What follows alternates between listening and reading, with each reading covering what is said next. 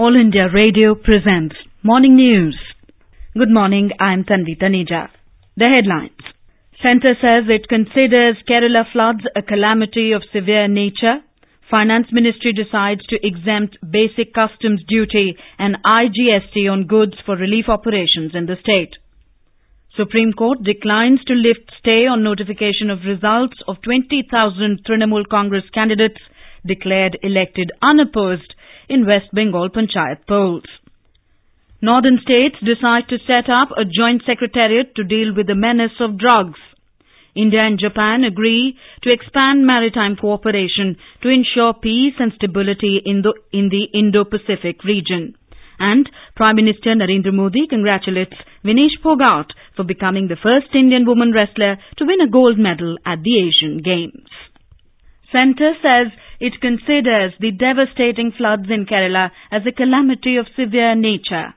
A Home Ministry official said, keeping in view the intensity and magnitude of the floods and landslides in Kerala, this is a calamity of a severe nature for all practical purposes. In an affidavit before the Kerala High Court yesterday, Centre said it is treating the flood situation in the state as a disaster of serious nature and has categorized the same as L3 level of disaster under the National Disaster Management Guidelines. Vice President M. Venkaiah Naidu has appealed to the members of Parliament to donate generously for the cause of Kerala flood victims. Keeping in view the intensity and magnitude of the floods in Kerala, the government has declared this as a calamity of a severe nature. We appeal to the members of the Parliament to contribute generously from their MP's Act funds for relief and rehabilitation works in the affected areas of Kerala as permissible under the MP's Act guidelines, and also to consider donating their 1 month's salary for this noble and humanitarian cause. The central government has decided to exempt basic customs duty and integrated goods and services tax IGST for the goods imported or supplied for flood relief operations in Kerala. Finance Minister Piyush Goyal said in a tweet that the country stands with Kerala in this hour of need. Sources said a notification to this effect is likely to be issued today. Civil Aviation Minister Suresh Prabhu said DGCA is monitoring airfares for flights connecting Kerala. Relief material, including provisions, water and fuel, has started arriving at the Kochi port from different parts of the country. Meanwhile, Army, Navy and NDRF teams continued their rescue and relief efforts. Army said it will continue to be engaged in the rescue operations till the situation stabilizes. Southern Command Chief Lieutenant General D.R. Soni told reporters in Thiruvananthapuram that Army's medical teams will extend the first line of relief in coordination with the government. K. Santosh, Director of India Meteorological Department's Thiruvananthapuram Centre, said all alerts have been withdrawn and the state experienced only light to moderate rainfall yesterday. In Karnataka, the Army and National Disaster Response Force personnel continued their rescue and relief operations in flood-ravaged, isolated villages of Kodagu district. Multiple agencies involved in the operations have so far rescued 4,320 people. Rainfall and landslip has taken the lives of 12 people in the district. More from our correspondent. Entire hillocks have slipped down in many places and many are believed to be trapped in remote areas. Drones are being used to spot stranded people and shift them to relief camps. Special care is being taken to prevent outbreak of diseases in the flood-hit areas. Health inspectors, engineers and municipal workers from Bengaluru are working for maintenance of cleanliness and hygiene here. Bio-toilets and mobile toilets are dispatched to relief camps and clean drinking water is being supplied to villages. Sudhindra, AIR News, Bengaluru. In Uttar Pradesh, Ghagra River breached another embankment in Trabganj area yesterday, flooding more than 300 hamlets in Gonda district. Flood situation still remains grim in villages close to the Ghagra River in many districts. Met Department has predicted heavy rain in the state in the next 48 hours. More from our correspondent. Many areas of a state witnessed heavy to mild rainfall in last 24 hours, taking life of 4 people in rain-related incidents. Due to heavy rain, one building collapsed in state capital Lucknow yesterday, although no one got injured. More than 1 lakh people are still affected from flood fury in state, and relief camps are being run for them. State Relief Commissioner Sanjay Kumar told AIR correspondent that 11 companies of NDRF, 3 companies of SDRF, and 17 flood battalions of PAC are deployed in 26 districts. Sushil Chandra Tiwari, AIR News, Lucknow. In Telangana, heavy rain continued to lash several parts of the state, and several streams and rivulets are in spate. Met officials also warned of heavy rain for another 48 hours. We have a report. Very heavy rainfall exceeding 11.5 centimeters was recorded at 22 places in Nizamabad, Kamareddy, Nirmal, Rajana Sisilla and Komaram Bhim, Asifabad districts of Telangana during the past 24 hours. Several places in North Telangana and rest of the state also received heavy rainfall. Meanwhile, the state authorities have been put on alert as projects are receiving heavy inflows. Met officials warned of heavy rains for another 2 days due to a low pressure in the northwest Bay of Bengal. Lakshmi, AIR News, Hyderabad. Supreme Court has reserved its order on a plea by the West Bengal State Election Commission challenging the Calcutta High Court order allowing e-nominations for panchayat elections in the state. A bench of Chief Justice Deepak Mishra, Justices A.M. Khanvilkar and D.Y. Chandrachud also declined to lift its stay on the notification of results of candidates elected unopposed to rural local bodies. Not accepting the plea of the state government, Chief Justice Mishra said that they will pronounce the order within a week or so. The Apex Court had ordered the State Election Commission on May 10th not to notify the results of candidates declared elected unopposed. Pointing to over 20,000 uncontested seats going to the ruling Trinamool Congress, Senior Counsel P.S. Patwalia told the court that such a large number of seats went uncontested because the candidates were obstructed by TMC workers from filing their nomination papers. This is All India Radio, giving you the news. For quick news updates round the clock, follow us on our Twitter handle at AIR News Alerts. Northern states have decided to set up a joint secretariat at Panchkula for data and information sharing to effectively fight the drug menace. The decision was taken at a meeting of chief ministers of northern states in Chandigarh yesterday, convened to evolve and formulate a joint strategy to fight the malady. The meet was also attended by senior civil and police officers from Rajasthan, Delhi and the Union Territory of Chandigarh. The conference, while inviting the Uttar Pradesh and Jammu and Kashmir governments too to join the anti-drug fight, envisaged having a nodal officer from each of the northern states at the joint secretariat at Panchkula to coordinate and facilitate the data sharing process. The Assam government has taken several initiatives for the welfare of those engaged in agriculture.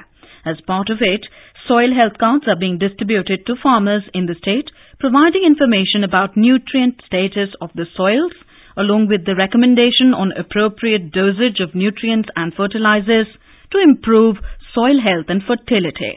Here is the ground report from our Guwahati correspondent. Over 13 lakh soil health cards have been distributed among farmers in the state so far, while nearly 3 lakh soil samples have been tested in the state. Lalit Chandra Das, a farmer from Kamrup district, said the soil health card has helped him in improving crop production in his fields. हमें soil health card मिला है और उसके जरिए बहुत हमें help हुआ है कि मिट्टी हम टेस्ट कर पा रहे हैं, मिट्टी में कैसे कितना खाद देना है, ये सब हमें समझ में आ रहा है और इसके द्वारा हमें उत्पाद बढ़ाने के लिए बहुत हेल्प हुआ है. Another farmer, Jintu Gayan from Barpeta district, said the soil health card provided him information about appropriate amounts of nutrients and fertilizers required on his farmland, leading to higher yields. मुझे ये card जो मिला है, मैं इसके जरिए मिट्टी का जो गुनागुन होता है ये मैं चेक कर पाता हूँ अपने आप में, खाद कितना देना है और ये देने से जो उत्पादन होगा वो कितना होगा, ये सब मैं जान सकता हूँ. The Assam government has set up around 26 soil testing centers in the state for the benefit of farmers. With Manas Pratim Sharma's report from Guwahati, Gunmala Kapoor for AIR News. India and Japan have resolved to expand their maritime cooperation and work together to ensure peace and stability in the Indo-Pacific region. This was stated in a joint press statement issued after the annual Defence Ministerial meeting held in New Delhi between Defence Minister Nirmala Sitharaman and Defence Minister of Japan, Itsunori Onodera. The two ministers recognized that the peace and stability of the Indian Ocean and the Pacific Ocean are crucial for ensuring the peace and prosperity of the Indo-Pacific region. Both sides also exchanged views on the current security situation in the Indo-Pacific region, including developments in the Korean Peninsula. In Madhya Pradesh, condolence meetings in memory of former Prime Minister Atal Bihari Vajpayee will be organized in various cities, including Bhopal and Gwalior, from today. In Gujarat, an all-party prayer meeting will also be organized in Ahmedabad today in memory of former Prime Minister Atal Bihari Vajpayee. The Jharkhand government has decided to include life and thoughts of former Prime Minister Atal Bihari Vajpayee in school curriculum. Chief Minister Raghubar Das said that Vajpayee's ashes will be immersed in the major 5 rivers of Jharkhand. Prime Minister Narendra Modi has congratulated Vinesh Phogat, who yesterday created history by becoming the first Indian woman wrestler to win a gold medal at the Asian Games. In a tweet, Mr. Modi said, India rejoices in the victory of Phogat. He said Vinesh's repeated success will inspire upcoming athletes. Mr. Modi also hailed another Asian Games gold medal winner, Bajrang Punia, for dedicating his yellow medal to the former Prime Minister Atal Bihari Vajpayee.